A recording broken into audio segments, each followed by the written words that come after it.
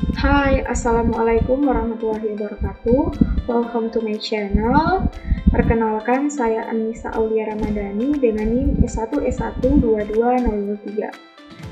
Pada video ini, mata kuliah pengenalan pola, ada 3 materi yang akan saya bahas.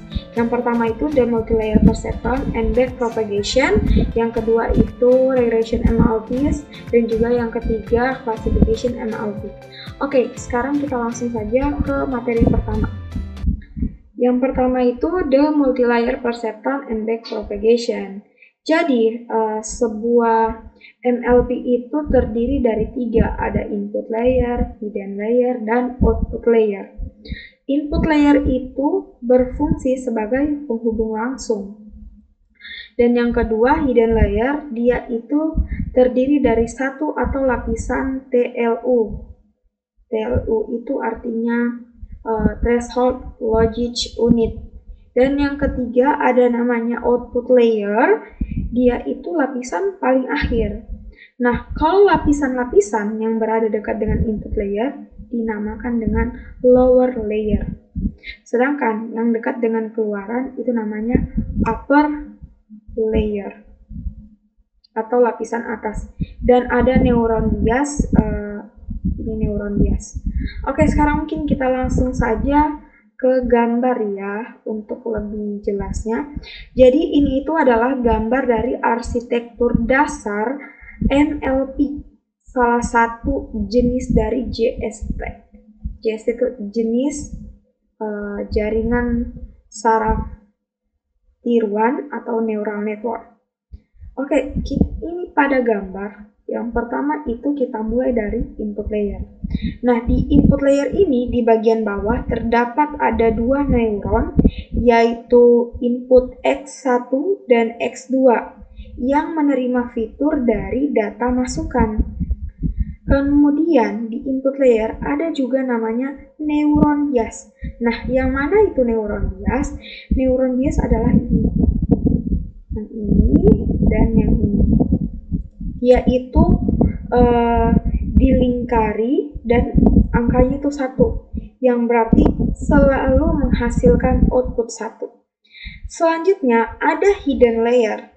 Di tengah terdapat 4 neuron tersembunyi, dan setiap neuron itu menerima sinyal dari seluruh neuron input termasuk bias.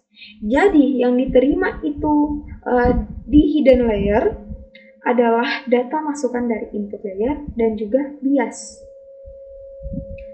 Terakhir ada output layer yang berada di bagian atas.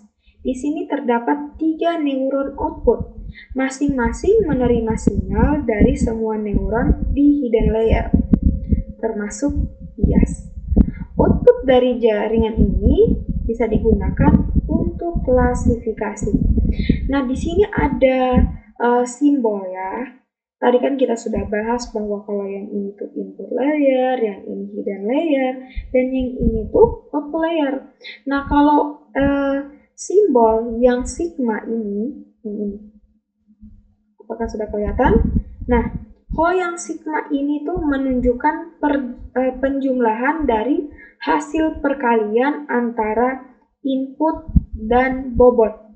Kalau rumusnya itu dia yang ini, ada rumusnya. Sabar ya.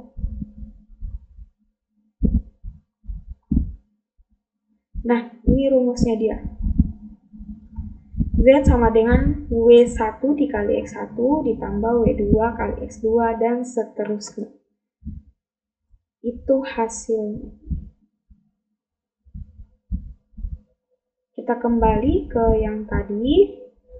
Nah, kemudian kalau panah itu yang dia itu sebagai aliran informasi yang menunjukkan arah dari input ke output. Kemudian ketika sebuah ANN, Artificial Neural Network, memiliki banyak tumpukan atau hidden layer, itu disebut dengan DNN atau Deep Neural Network. DNN. Walaupun mungkin banyak orang yang sebut bahwa Kalau jaringan saraf yang paling rendah itu disebut deep learning. Jadi for many years research struggled to find a way to train MLP. Jadi selama bertahun-tahun itu para peneliti kesulitan menemukan cara untuk melatih MLP dan tidak berhasil. Nah, pada tahun 1986 ada David Rumelhart, Gilbert Hinton, and Ronald Williams itu. Nah, 3 ilmuwan ini menerbitkan makalah yang berjudul Groundbreaking Paper yang mengenalkan tentang algoritma pelatihan backpropagation.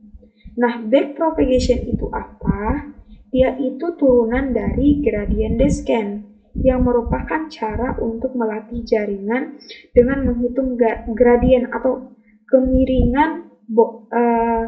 kemiringan error terhadap bobot dan bias. Nah, backpropagation ini itu menggunakan teknik yang efisien untuk menghitung gradien tadi, kemiringan errornya. Secara otomatis ada 2 lintasan yang bisa digunakan. Di sini ada one forward dan juga one backward. Nah, kalau one forward itu dia hitung output dan errornya. Nah, sedangkan kalau one backward dia hitung gradiennya, seberapa besar bobot dan bias harus diubah untuk memperbaiki errornya. Nah, setelah itu dilakukan gradient descent, bobot dan biasnya itu diperbarui sedikit demi sedikit. Jadi proses ini tuh diulang terus menerus hingga JST-nya itu, jaringan saraf neuronnya itu belajar dengan baik dan errornya itu kecil atau konvergen. Nah, di sini ada penjelasan untuk menghitung gradien ini ya. Untuk menghitung gradien secara otomatis atau yang disebut dengan automated diferensiasi otomatis. Terdapat berbagai teknik autodiff dan masing-masing ada kelebihan dan kekurangannya. Teknik yang digunakan oleh backpropagation itu namanya reverse mode autodiff. Teknik ini cepat dan juga akurat serta sangat cocok ketika fungsi yang didiferensiasikan itu memiliki banyak variabel, misalnya bobot koneksi dan sedikit keluaran satu nilai loss. Jadi misalnya kalau ingin mempelajari tentang ini nanti bisa dibaca di appendix D. Oke, lanjut. Sekarang kita bahas algoritma ini tentang backpropagation lebih sedikit detail. Nah, yang pertama, it handles one mini batch at a time for example containing 32 instances each, and it goes through the full training set multiple times. Each pass is called an epoch. Ada pembahasan mengenai epoch. Oke, jadi kalau algoritma ini, dia itu menangani satu mini batch dalam satu waktu. Misalnya, berisi 32 data, dan ia akan melalui seluruh set dari trainingnya itu beberapa kali. Nah, setiap putaran itu dinamakan dengan epoch. Yang kedua, each mini batch is space bla bla bla. Jadi kalau setiap mini batch-nya itu, jadi saya langsung artikan aja ya. Setiap mini batch diberikan ke lapisan input jaringan yang mengirimkan ke lapisan tersembunyi pertama. Misalnya kalau algoritma menghitung output dari semua neuron di lapisan ini, hasilnya diteruskan ke lapisan berikutnya. Outputnya dihitung dari lapisan terakhir, yaitu lapisan output. Ini disebut dengan forward pass. Prosesnya itu persis seperti membuat prediksi ya. Selanjutnya, algoritma mengukur kesalahan, yaitu menggunakan loss function atau fungsi loss yang membandingkan output yang diinginkan dan output aktual dari jaringan dan mengembalikan ukuran dari kesalahan tersebut. Kemudian, ia menghitung seberapa besar kontribusinya setiap koneksi output terhadap kesalahan. Ini dilakukan secara analitis dengan menerapkan aturan rantai atau chain rule. Mungkin aturan yang mendasar dalam kalkulus yang membuat langkah ini cepat dan juga akurat. Pace and precise. Kemudian, kalau algoritma yang mengukur seberapa besar kontribusi kesalahan tersebut berasal dari setiap layer below atau koneksi di lapisan bawah. Lagi-lagi menggunakan chain rule atau aturan rantai, bekerja mundur hingga algoritma mencapai lapisan input. Seperti yang dijelaskan sebelumnya, proses mundur ini secara efisien mengukur gradien kesalahan di seluruh bobot koneksi dalam jaringan dengan menyebarkan gradien kesalahan secara mundur melalui jaringan. Itulah nama dari algoritma ini. Terakhir, algoritma melakukan langkah gradient descent untuk menyesuaikan semua bobot koneksi dalam jaringan menggunakan error gradient yang baru saja dihitung. Nah, jadi algoritma backpropagation ini pertama-tama dia tuh membuat prediksi, yaitu forward pass, dan mengukur kesalahan. Kemudian melewati setiap lapisannya, layernya itu secara terbalik untuk mengukur errornya dari setiap koneksi, dan akhirnya menyesuaikan bobot sambungan untuk reduce the error atau kita kurangi kesalahannya. Namanya itu gradient descent step. Jadi next, agar backpropagation itu bekerja dengan baik, fungsi aktivasi yang digunakan harus memiliki gradien yang dapat dihitung atau tidak datar, sehingga gradient descent itu bisa melakukan pembaruan bobot. Fungsi logistik atau sigmoid itu digunakan karena memiliki gradien di semua titik, tidak seperti fungsi step yang datar. Fungsi aktivasi yang juga populer yang dibahas di sini ada dua. Yang pertama itu ada the hyperbolic tangent function. Ada di sini menggunakan fungsi tan atau tangen hiperbolik. Rumusnya tan z sama dengan 2. Ini rumusnya ya. Kemudian sama seperti dia ini fungsi logistik. Fungsi aktivasi ini dibentuk oleh S atau nilainya itu tetap dan dapat diturunkan. Tetapi rentang keluarannya itu dari -1 hingga 1. Jadi rentang ini dia bantu percepat pelatihan karena outputnya setiap layer lebih terpusat di sekitar 0. Next, apa fungsi aktivasi yang berikutnya? Nah, namanya itu the rectified linear unit function atau fungsi rectified linear unit. dinamakan juga ReLU. ReLU di sini fungsinya sama max 0,z. Jadi kalau fungsi ReLU dia itu juga sifatnya kontinu atau tetap, cepat dan juga efisien, namun dia tidak dapat diturunkan pada saat z itu sama dengan 0. Misalnya kemiringannya itu berubah secara tiba-tiba yang dapat membuat gradien descendingnya itu berisolasi. Dan dia turunannya itu selalu bernilai 0 untuk z lebih kecil dari 0.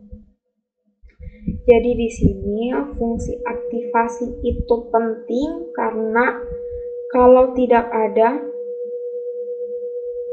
misalnya hanya fungsi linear, seberapa dalam pun jaringannya,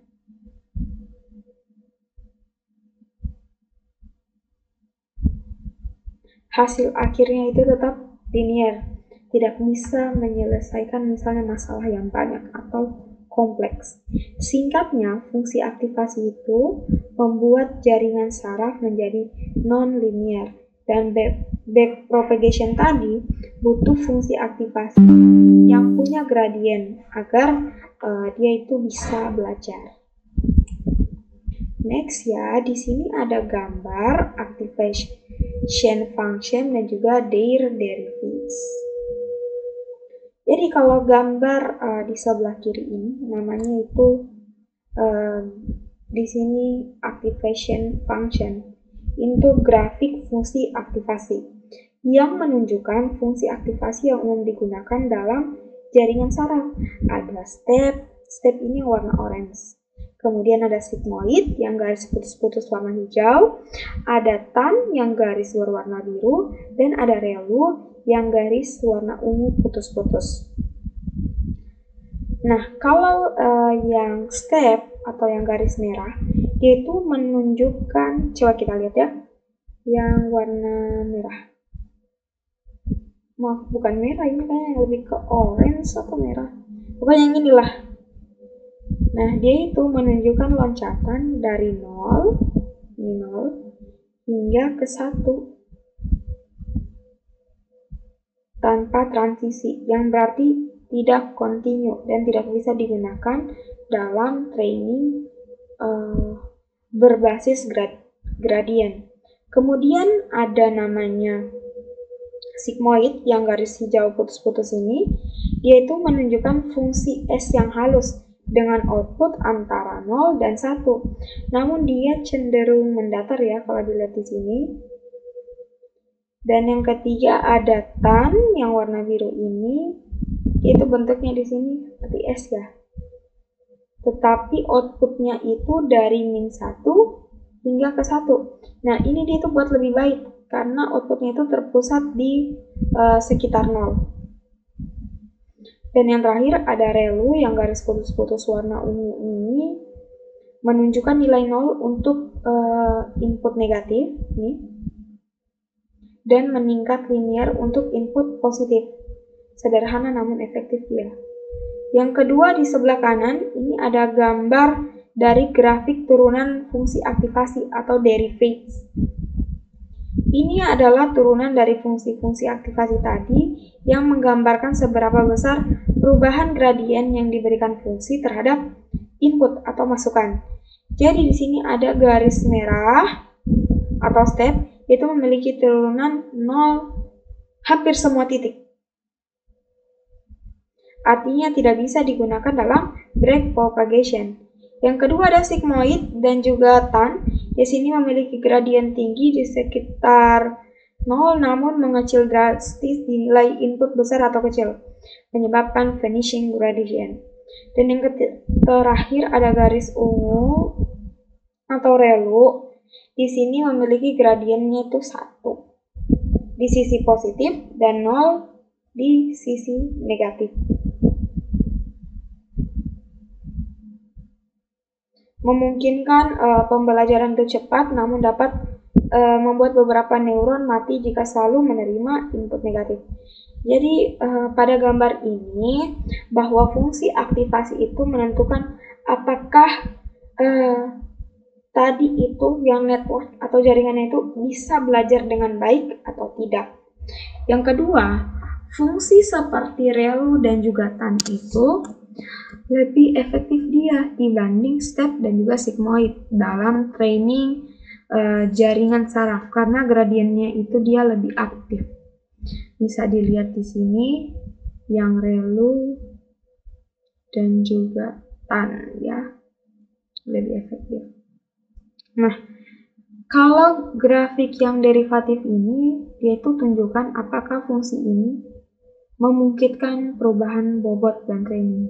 Jadi kan ini yang awalnya yang kiri. Nah, yang kanan itu diuji apakah ini grafiknya itu menunjukkan perubahan bobot saat training. Next ya, kita lanjut ke materi kedua, regression MLP. Jadi pertama, MLP atau multi-layer perceptron itu dapat digunakan untuk tugas regresi. Misalnya kita mau prediksi satu nilai saja, seperti harga sebuah rumah berdasarkan banyak fitur. Maka hanya memerlukan satu neuron output. Outputnya adalah nilai yang diprediksi. Untuk regresi multivariat, yaitu untuk memprediksi beberapa nilai sekaligus memerlukan satu neuron output untuk setiap dimensi output. Sebagai contoh, untuk menemukan posisi tengah suatu objek dalam sebuah gambar, kita itu perlu memprediksi koordinat D.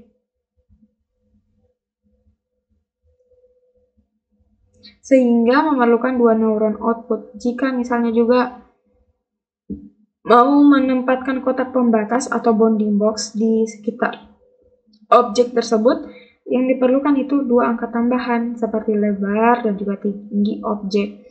Jadi total itu akan memiliki 4 neuron output. Next, secara umum di sini neuron output itu pada MLP untuk regresi tidak menggunakan fungsi aktivasi. Tujuannya apa? Bisa menghasilkan nilai yang dalam rentang batas. Kemudian, jika hasil prediksi itu harus selalu positif, dapat digunakan fungsi aktivasi relu atau soft plus. Kemudian, untuk membatasi prediksi dalam rentang tertentu, bisa gunakan fungsi logistik rentang 0 sampai 1 atau tangen hiperbolik rentang min 1 hingga 1, lalu skala label yang sesuai.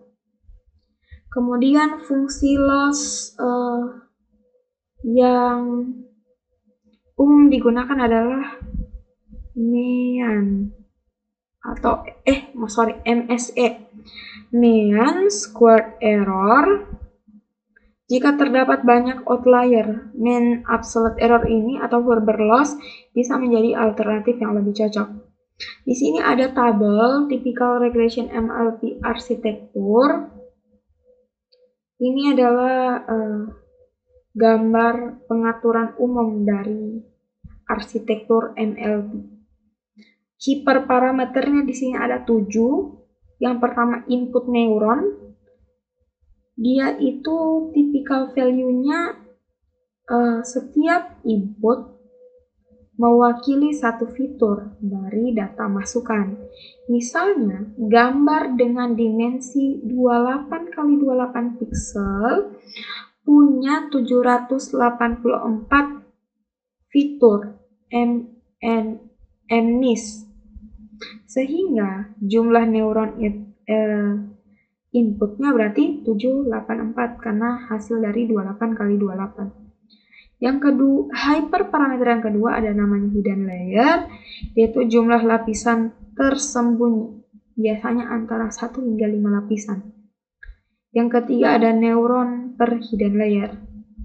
Jadi jumlah neuron per hidden layer itu umumnya berada di kisaran 10 hingga 100. Kalau output neuron, dia untuk memprediksi satu nilai cukup satu neuron saja.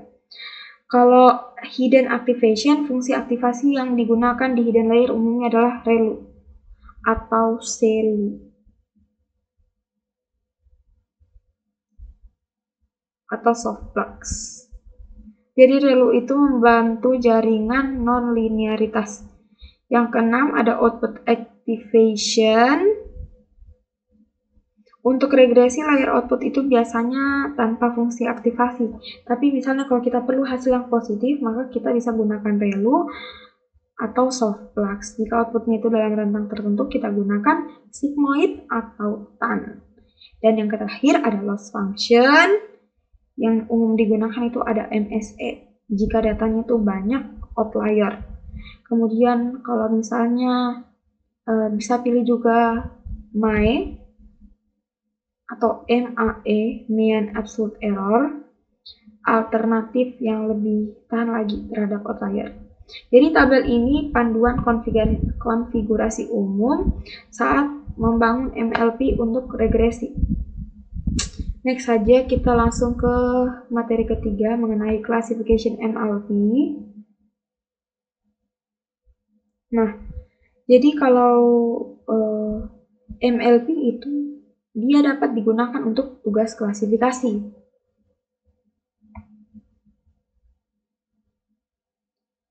Kemudian MLP juga dengan mudah menangani tugas klasifikasi binar.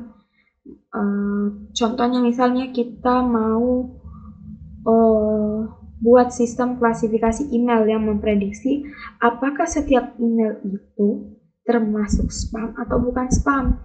Jadi secara bersamaan memprediksi apakah email itu mendesak atau tidak. Dalam kasus ini membutuhkan dua neuron output, keduanya menggunakan fungsi aktivasi logistik.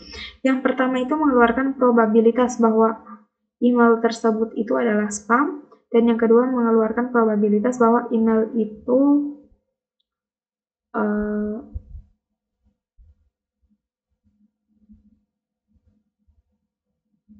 false positif. Dan probabilitas outputnya itu tidak harus berjumlah satu. Ini memungkinkan model mengeluarkan kombinasi label apapun. Jika setiap instance hanya dapat termasuk dalam satu kelas atau single class, maka perlu satu neuron output per kelas. Fungsi softmax diperkenalkan di sini akan memastikan bahwa semua probabilitas estimasi berada antara 0 dan 1. Jadi di sini untuk klasifikasi binar itu cukup gunakan satu neuron output dengan aktivasi logistik. Kemudian outputnya itu bernilai 0 dan 1 menunjukkan probabilitas kelas positif. MLP itu bisa digunakan untuk kelas multilabel. Kemudian setiap label memerlukan satu neuron. Probabilitas dari output tidak harus berjumlah satu. Untuk multilabel classification, gunakan satu neuron output per kelas. Gunakan fungsi softmax untuk menghasilkan probabilitas yang totalnya 1. Softmax memastikan output bernilai 0 dan 1 cocok untuk kelas yang saling eksklusif. Oke, sekarang kita langsung saja ke ke tabel dari arsitekturnya MLP. Nah, di sini tabel ini merinci konfigurasi MLP untuk 3 jenis klasifikasi. Ada binary classification, multilabel binary classification, dan multiclass classification. Nah, kalau binary classification dia itu masalah untuk 2 label, seperti 0 atau 1, dan juga untuk masalah seperti mendeteksi emailnya itu spam atau bukan spam. Jadi input dan juga hidden layernya dia sama seperti regresi, jumlah dan strukturnya itu sesuai kebutuhan. Output neuronnya 1, output layer activationnya itu logistik atau sigmoid. Kemudian loss functionnya itu dia menggunakan cross entropy. Yang kedua ada multilabel binary classification, yaitu untuk digunakan yang lebih dari 2 label, dan masing-masing label itu sifatnya binar. Misal kita punya label namanya jenis kelamin, itu terbagi lagi hanya 2 pilihan saja, apakah dia laki-laki atau perempuan. Output neuronnya itu 1 per label, output layer activation itu logistik atau sigmoid, kemudian loss function itu cross entropy. Dan yang ketiga ada multilabel classification, dia itu multi-class classification. I'm sorry. Kalau multi-class, dia banyak pilihan kelasnya, tapi hanya satu yang aktif dipilih. Contoh kasusnya, kita mau prediksi gambar, dia itu termasuk jenis hewan apa. Misalnya apakah itu ayam, burung, kucing, tapi hanya satu jawaban yang benar, misalnya bahwa itu adalah gambar kucing. Nah, sekian dari saya mengenai materi ini. Kita sudah bahas tadi ada 3 materi, mulai dari the multi-layer perceptron and backpropagation, regression MLP, dan juga classification MLP. Baik, sekian penjelasan mengenai video ini. Mohon maaf bila terdapat kekurangan atau kesalahan dalam penjelasannya. Saya akhiri dengan ucapan wassalamualaikum warahmatullahi wabarakatuh. Bye-bye.